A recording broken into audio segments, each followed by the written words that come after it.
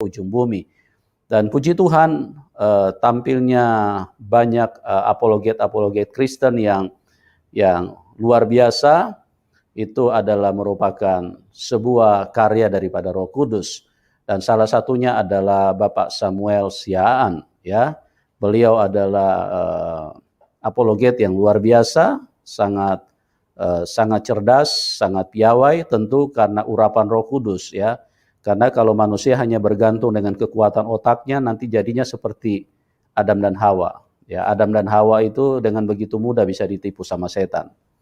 Dan pada malam hari ini kita akan bincang-bincang, kita akan berdiskusi dengan hambanya, Bapak Samuel Siaan, untuk supaya kita bisa lebih jauh memahami tentang dunia apologet, terus apa yang telah beliau lakukan dan kenapa beliau sampai terjun di dalam dunia apologet. Oke, kita sambut Bapak Samuel Siaan. Shalom Pak Samuel.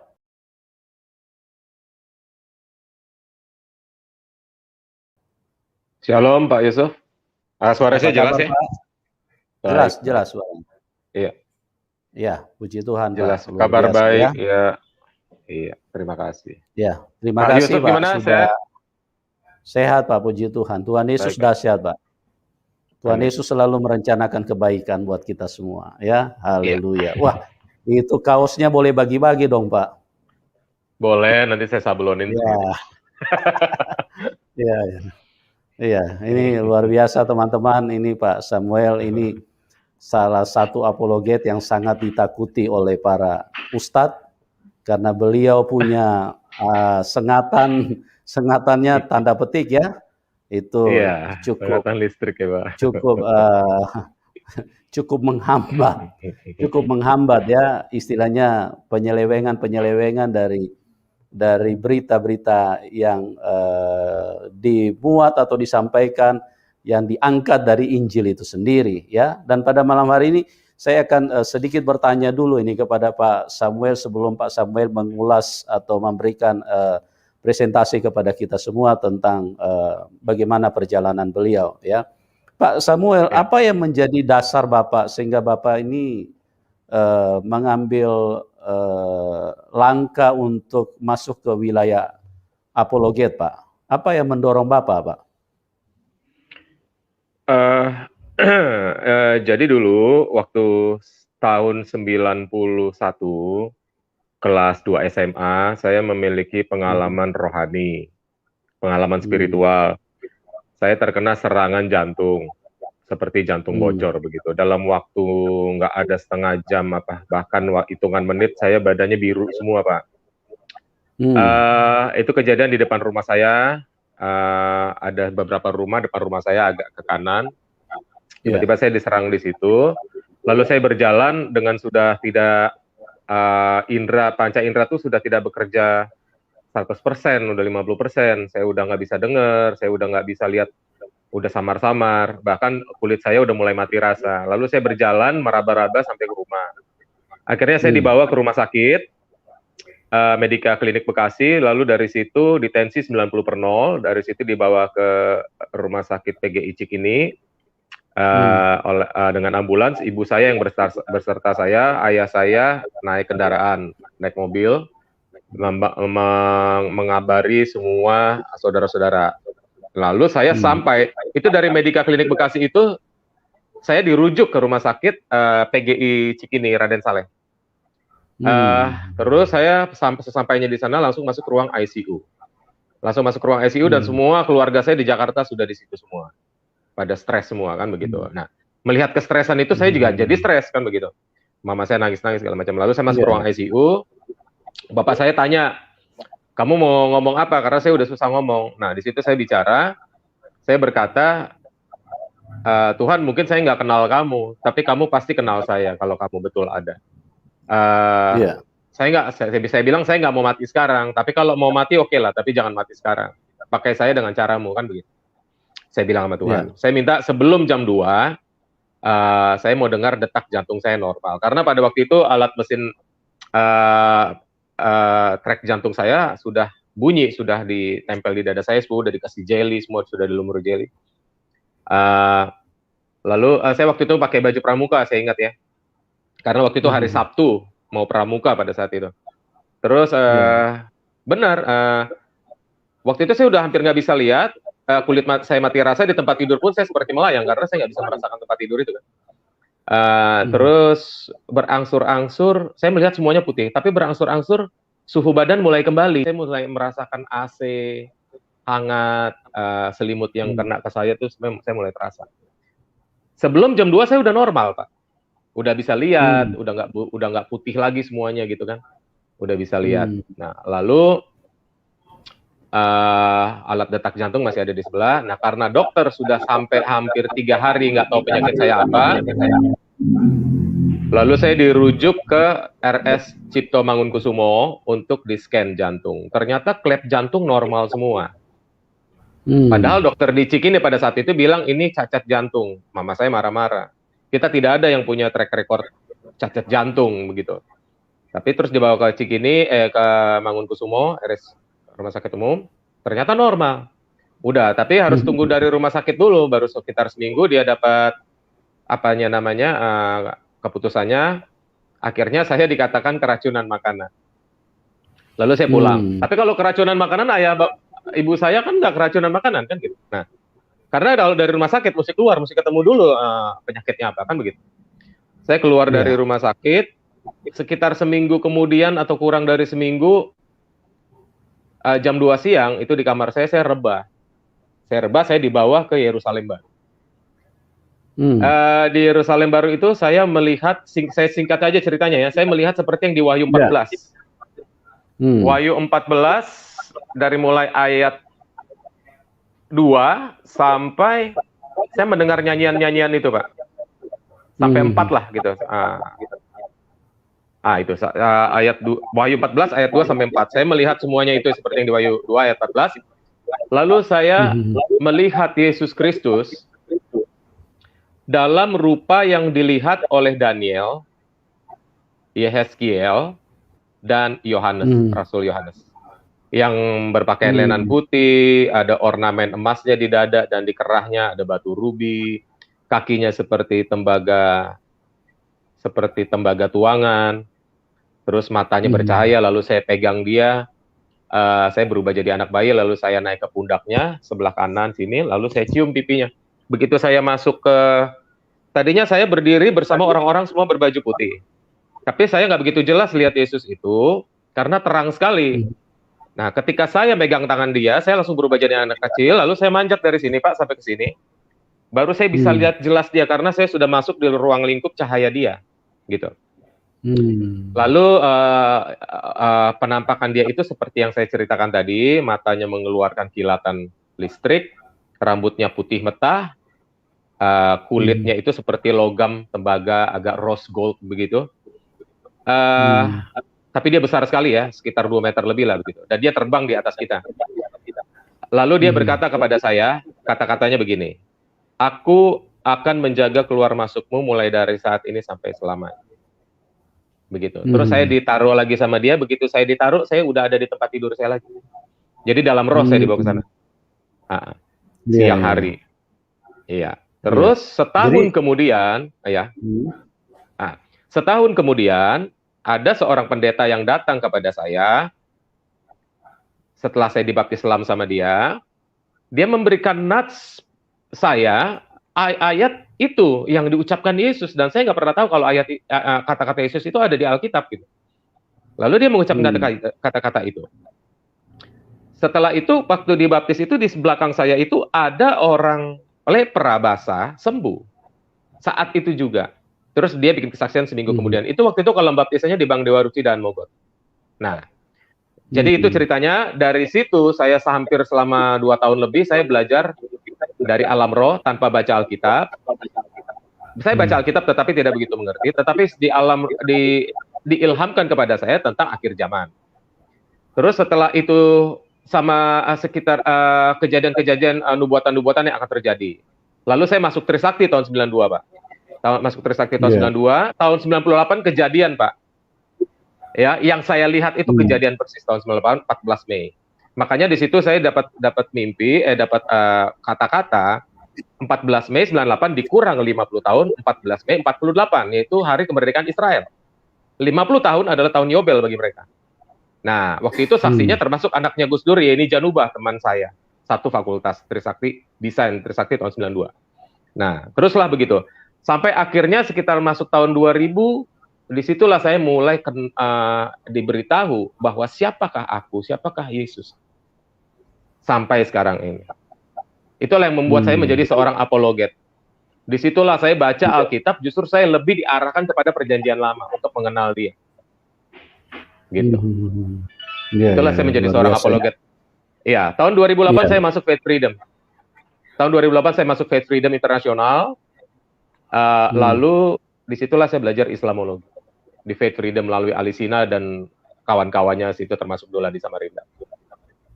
2008. Ya. Itu yang memotivasi saya. Itu aja. Baik. Terus di dalam dunia apologet ini kan risikonya cukup besar ya Pak. Artinya karena kita istilahnya bersinggungan atau mungkin bergesekan gitu loh dengan iman dari teman-teman yang ada di Muslim. Itu kira-kira bagaimana Bapak menyikapi itu? Apakah Bapak ada rasa takut apa bagaimana Pak? Saya dulunya penakut ya Pak. Tapi waktu kecil saya sudah diajarkan dunia kebatinan oleh bapak saya. Waktu bapak saya masih perdukunan. Lalu beberapa kali saya menghadang bahaya, dan bapak saya juga dulu begitu. Kita waktu zaman di perdukunan, bahaya seperti apapun bisa kita lewati, Pak. Apalagi setelah mengenal Yesus, ya. Terus waktu di Bali saya berapa kali itu mau dihajar ombak 4 kali waktu saya surfing, ya, pakai papan selancar. Lalu di Maroko saya dihadang orang dengan pedang segini, Pak, ya, pedang buat potong tebu itu, Pak. Saya terbang kerja di luar negeri 11 tahun, saya terbang puluhan kali, Pak. Kalau mau mati udah mati kapan aja ya. Teman saya dari Dubai, Abu Dhabi, Bahrain, pulang ke Thailand, pesawatnya jatuh. Ya, tapi kita luput semua, Pak. Ya. Jadi saya ingat kata-kata Tuhan Yesus, aku akan menjaga keluar masukmu mulai dari saat ini sampai selamanya. Sejak itu saya nggak takut lagi. Kalau saya mau mati ya mati aja gitu. Saya cuma ingat janji Tuhan. Itu aja yang memotivasi saya. Jadi Bapak terbang itu maksudnya terbang pakai apa, Pak? Pesawat, Pak. Saya kan kerja di luar negeri 11 tahun ya, Pak. Waktu di luar negeri, 3 bulan di kota A, 3 bulan di kota B, 3 bulan di kota ini, pindah-pindah, Pak. Setiap 3 bulan itu kita pindah terus, Pak. Gitu. Oh, begitu. Saya di Maroko 5 tahun, di Dubai, Abu Dhabi, Bahrain 5 tahun, saya di Korea 5 bulan, Penang, Malaysia 5 bulan, Bali, Jakarta, Sumatera, gitu. 11 tahun saya travel. Gitu. Iya. Karena memang resikonya memang cukup besar ya, Pak. Karena kita tahu sendiri, artinya itu bukan sesuatu yang rahasia ya. Pada saat kita artinya bersinggungan dengan kawan-kawan yang ada di Muslim, sebetulnya ini bukan pertikaian, tapi kita ini kan hanya meluruskan saja apa yang tertulis di dalam Al-Quran itu kan berbeda dengan apa yang tertulis di dalam Alkitab. Dan itu adalah tanggung jawab kita itu untuk supaya kita bersuara untuk meluruskan. Karena kalau kita tidak bersuara, maka pemahaman seperti apa yang dimuat di dalam Al-Quran itu akan berjalan terus. Nah ini kan menjadi bagi umat manusia kan, kita kan merindukan supaya semua diselamatkan. Jadi Amen. Saya sendiri pun juga mengalami hal yang cukup ini Pak, diserang terus gitu loh. Dengan pernyataan-pernyataan yang cukup mengerikan, bahkan sebetulnya tidak pantas lah pernyataan-pernyataan yang mereka keluarkan. Bahkan ada orang yang mengajak untuk mengepung saya untuk segala macam gitu loh. Ya puji Tuhan Pak, saya juga bersyukur lihat artinya teman-teman seperti kayak Pak Samuel dan yang lain-lain ini bangkit untuk berbicara, dan saya pikir itu adalah satu pergerakan Roh Kudus yang luar biasa ya, supaya Iya. kebenaran itu bisa disampaikan kepada semua telinga. Iya. Ya, Ada yang mungkin mau saya Bapak tambahkan, bisa Pak, boleh? sedikit. Kenapa, Pak? Ada yang mau saya Silakan, tambahkan. silakan. Silakan. Iya, tadi saya lupa Silakan, Pak. cerita, waktu saya contohnya kayak di Bahrain, saya membicarakan tentang Yesus kepada teman-teman muslim di sana. Ada orang Pakistan yang marah sekali mau pukul saya. Orang Pakistan itu lebih kadrun daripada orang Abu Dhabi, Dubai, Bahrain ya. Jauh lebih kadrun orang Pakistan, ya. Terus waktu saya tahun 98 kalau nggak salah 99, itu saya membentuk suatu band yang mendanai kita itu termasuk saudaranya Gubernur Hasan. Jadi keponakannya namanya Abang Fazlun Hasan, kalau Fazlun Hasan bisa dengar di sini ya. Dan mereka semua orang Kota Raja Aceh. Ya semuanya orang Aceh, teman band saya itu. Nah di situ seingat saya diperhadapkan dengan siapa namanya, mualaf Syamsul Berat Nababan, sama kalau nggak salah Ihsan Mokoginta dulu, seingat saya. Saya diperhadapkan dengan dia, saya berdebat, dan mereka semua orang-orang Aceh, Pak, yang kafah sekali begitu ya. Itulah salah beberapa cerita, dan saya tetap baik sama mereka. Mereka kasih kerjaan kok sama saya, gitu. Mereka baik. Teman-teman Muslim saya mengasihi saya, Pak. Gitu. Bahkan saya ke Dubai, ke Abu Dhabi, mereka senang sama saya, begitu. Iya. Mereka tawarin kita kerjaan.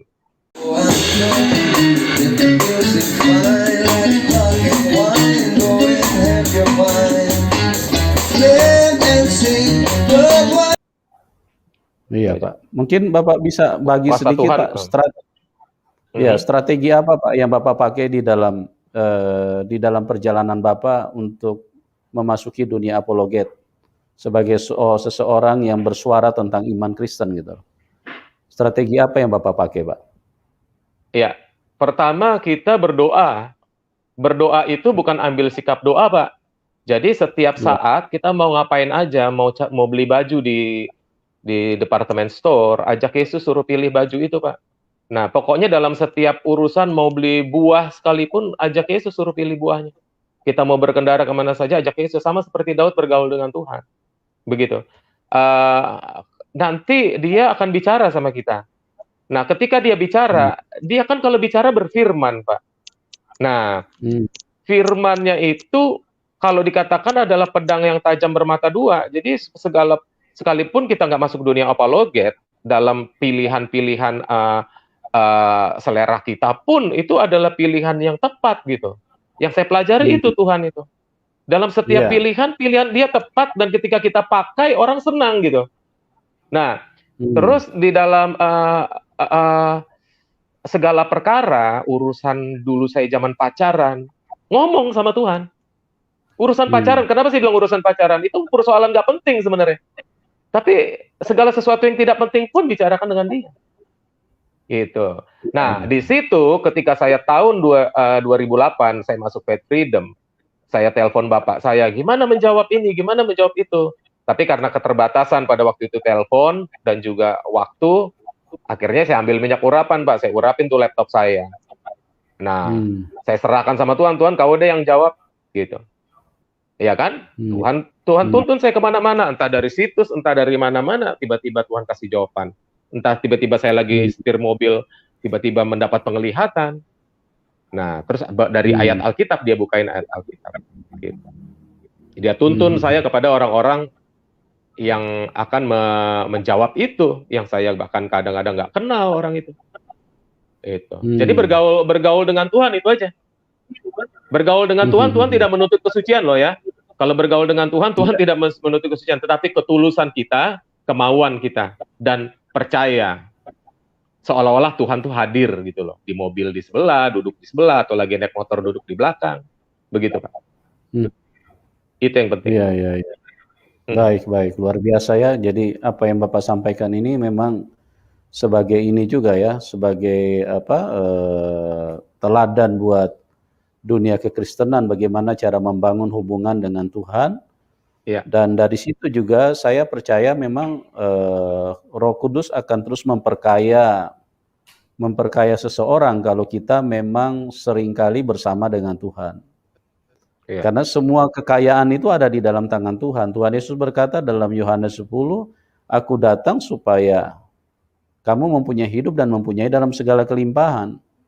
Dan ini salah satu buktinya Pak Samuel ini kaya dengan hikmat, artinya di dalam dialog memiliki banyak hal yang saya tahu itu berasal dari Roh Kudus, sehingga kebenaran-kebenaran itu bisa memberkati baik kepada Kristen bahkan juga yang non Kristen ya. Kalau memang artinya mereka sedikit agak mau membuka pikiran untuk menganalisa kata-kata yang diucapkan oleh seorang Samuel Siaan, maka saya percaya mereka juga akan melihat terang di situ ya. Itu satu hal yang luar biasa ya, bisa teman-teman bisa menjadikan contoh apa yang dilakukan oleh Pak Samuel Siaan, di mana melibatkan Tuhan dalam segala hal, jadi pergaulan, dan memang itu saya sangat setuju. Artinya bergaul dengan Tuhan itu yang Tuhan inginkan adalah ketulusan dan hati kita yang memang benar-benar merindukan Tuhan, seperti yang dikatakan oleh Raja Daud ya. Yaitu luar biasa. Oke Pak, saya mau tanya satu lagi nih Pak, sebelum kita berdiskusi dengan teman-teman. Bapak selama berapologeti Indonesia apakah pernah mendapatkan ancaman nggak Pak? Pernah waktu itu saya mendapatkan ancaman karena saya sebut hadis soal mencuci dengan 3 batu. Ada yang tersinggung itu mualaf lagi, bukan muslim dari kecil ya. Lalu dia mengadukan, lalu saya mendapat seperti HP saya di tracking. Lalu dia ancam saya, mau mendatangi saya kalau tidak mau minta maaf. Saya bilang kalau saya minta maaf ya hapus dong hadisnya. Hadisnya yang ngomong saya cuma mengulanginya saja kok. Kan begitu. Iya. Benar. Posisi dia ada di Palu, Pak. Oh. Posisi dia ada di Palu. Saya bisa tracking, Pak. Nah, posisi dia ada di Palu. Tidak lama kemudian gempa, Pak. Oh, berarti kejadiannya belum lama ya? Iya, belum lama. Dan saya waktu itu posisi di Manado. Kalau saya bilang kalau kalian mau geruduk tempat saya, datang saja ke Manado. Saya di sini kok, di Laut Aru 2, saya bilang di Bethesda, depan gereja Bethesda. Gitu. Kalau mau datang ke Manado, datang aja Jo, saya bilang. Datang Jo ngana-ngana ini, kita bilang begitu. Ya kan? Kayak kemarin siapa namanya? Habib siapa tuh namanya? Habib Bahar bin Smith kan datang ke Manado tuh. Nah, datang aja nggak apa-apa sih. Terus nggak lama dia gempa Pak, sekitar 2 minggu setelah itulah gempa di Palu, dan orang itu sudah tidak terdengar lagi kabarnya. Gitu. Oh, yang Bapak maksudkan ini si Bahar? Bukan. Oh, mualaf ya. Sorry. Jadi si mualafnya dia melaporkan, lalu dari kalau nggak salah dari Mualaf Center Indonesia melaporkan ke bagiannya cabang yang ada di Palu. Nah, begitu saya tahu posisi dia ada di Palu, melalui hasil usaha saya untuk men-tracking itu, saya bilang, oh kita di Manado, pas. Kan dari Palu ke Manado nggak usah naik pesawat, saya bilang. Silakan aja ke sini. Baku dekat ini, kita kita boleh baku dapa ini pangan, kita bilang begitu kan. Dia tidak datang-datang. Dia bilang, oh kamu merubah trackingnya. Ya kamu kan ada yang maha kuasa di sana untuk men-tracking saya. Saya bilang begitu. Silakan. Dia bilang. Tidak lama terjadi gempa likuifasi di Palu itu, orang itu tidak terdengar lagi. Saya masih ada screenshotan dia. Kontak personnya masih ada. Saya screenshot. Gitu. Iya. Itu Pak ceritanya Pak. Itulah. Itulah ancaman yang saya rasa cukup serius selama saya pernah jadi apologet. Oh, iya. Dan bagaimana?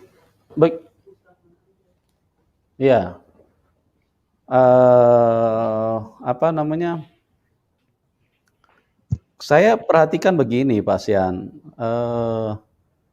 kebanyakan yang mualaf-mualaf ini sebetulnya kalau saya lihat ya, kelihatannya mereka punya background ini nggak jelas, Pak. Ada yang ngaku dari pendeta, bahkan kalau saya lihat sih sebetulnya kayaknya sih enggak lah, mereka mungkin ada memang dari Kristen, tapi Kristen-Kristen yang juga memang istilahnya, Kristen-Kristen yang tidak ini ya, tidak istilahnya tidak qualified. Iya. Cuman dimanfaatkan aja kalau saya lihat setelah mereka mualaf, terus kemudian orang-orang seperti itu, dimanfaatkan untuk bersuara ini, menyerang kekristenan. Iya, Yang iya saya yang perhatikan.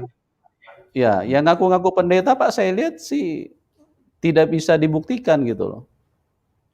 Seperti bilang seperti kayak Ahmad Kainama, kita nggak tahu juga dia dari gereja mana. Nah, terus seperti kayak Yahya Waloni bilang mentahbiskan para pendeta. Ini kan orang sangat ngawur gini. Yang bisa Betul. mentahbiskan pendeta kan itu adalah sinode. Iya. Bagaimana dia yang juga katanya guru STT, terus kemudian bisa mentahbiskan pendeta. STT pun juga mungkin STT yang nggak jelas juga, yang tidak ada akreditasinya gitu loh. Apalagi seperti kayak Bangun Samudra bilang lulusan Vatikan. Iya. Padahal di Vatikan sendiri tidak ada STT untuk belajar ini. Belajar teologi. Ya, jadi aneh-aneh kalau saya lihat Pak, yang mualaf-mualaf ini kebanyakan Lupa skenario, Pak. Iya, merubah skenario hanya dimanfaat. Apalagi si Nandar itu, Pak. Nandar itu ngaku-ngaku. Saya lihat saja dari namanya saja dia bilang Yonatan Nandar. Kayaknya nggak ketemu satu di depan Yonatan, di belakang Nandar gitu. Kayaknya nggak ketemu sama sekali. Saya yakin orang ini dari kecilnya memang Muslim ini, Pak. Cuman dia ngaku-ngaku aja nih. Iya. Iya, Karena saya rasa juga begitu. Ya. Saya waktu itu sempat tanya sama Nandar, kamu dari gereja mana? Ditabiskan sebagai evangelis dari mana? Dia tidak bisa jawab. Dia bilang rahasia, nanti kalau ketemu baru saya kasih tahu. Nah, ini kan tidak jelas semua. Gitu, Pak. Dia mengaku pendeta. Dia mengaku evangelis, si Nandar. Evangelis penginjil. Ya, dia pakai nama Yonatan gitu loh. Nah, saya pikir Yonatan dengan Nandar itu kayaknya nggak ketemu. Yonatan Nandar gitu loh. Evangelis, dia evangelis. Kalau evangelis tidak harus ditahbiskan setahu saya. Dia bilang dia ditahbiskan. Enggak, kalau evangelis itu harus ditahbiskan, Pak, oleh satu sinode. Oh begitu? Satu sinode. Setahu saya yang ditahbiskan itu pendeta ya. Sama ya, pendeta, mungkin evangelis yang beberapa ya. Ada beberapa ini Pak yang bisa menjadi pegang jabatan struktur gereja, pendeta pembantu, pendeta muda, pendeta senior pastor, pendeta penuh, dan evangelis.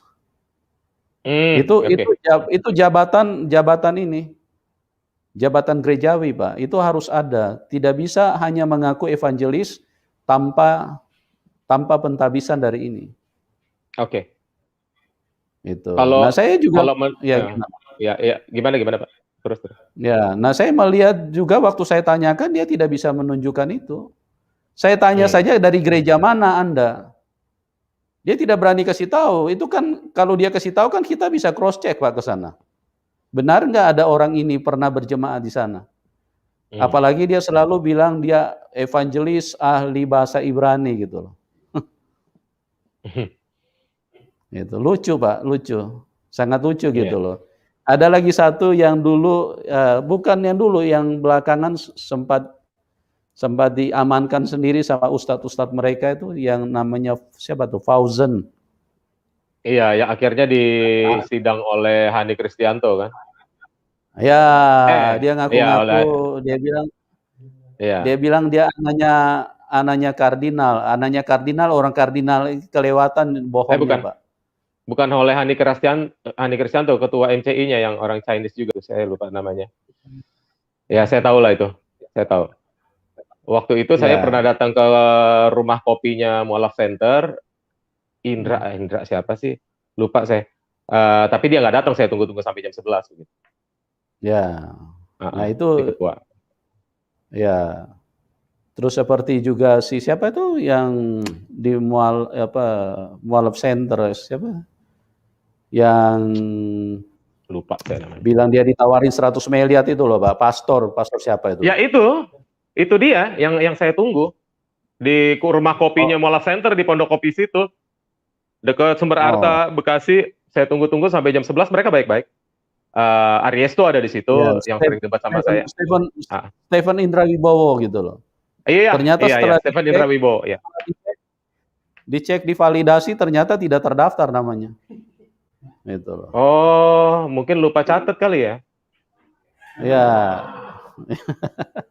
mungkin dia lupa lapor, Pak. Dia lupa lapor kalau dia pernah belajar ini. Atau mungkin dulu nggak pakai nama Stephen Indra Wibowo, pakai nama pakai nama etnisnya apa, Chen Lung apa siapa gitu. Ya itu dia, mungkin Pak.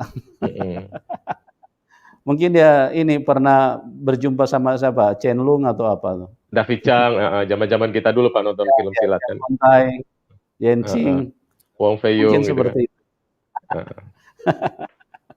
Iya, jadi dia lupa kasih informasi, mungkin terlalu lama belajar ini, Pak. Belajar apa? Belajar kungfu kali.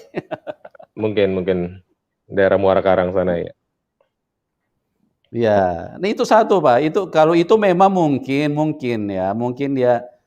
dari Katolik atau dari apa, tapi kelewatan juga bohongnya Pak, gitu loh. Kelewatan. Karena dia mengaku satu papanya apa PGI atau satu Protestan, Katolik, satu papanya Katolik, satu PGI. Nah yang paling parah itu yang Muslim ngaku-ngaku mualaf Pak, itu si Fauzan itu Fauzan, iya. Dia bilang papanya kardinal, terus menikah. Bapaknya menikah gitu. Iya, nah ini kan, ya begitulah jurus-jurus yang mereka pakai Pak. Ya, jadi baik Pak, terima kasih ini teman-teman sudah pada bergabung. Kalau lucu ya, kalau bapaknya kardinal terus dia lahir dari mana ya Pak ya? si Bautan.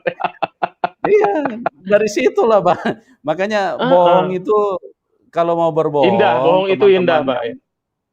Ya, teman-teman yang mualaf kalau mau bohong itu agak pintar sedikit. Itu loh. Ini sudah berbohong bodohnya ampun-ampun lagi. Memakai data-data yang membuat mereka langsung ketahuan. Nah, seperti si Kainama bilang pernah belajar di Haifa.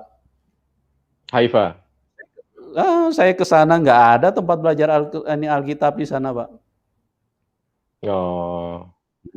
Jalan Haifa kali. Di Jalan Haifa, bukan di Haifa Israel kali. Ada Jalan Haifa kali di Manado sana, di Tomohon sana, Jalan Haifa. Mungkin itu Pak, mungkin itu ya. Kali. Ya. Masih ada itu Pak, masih ada orang.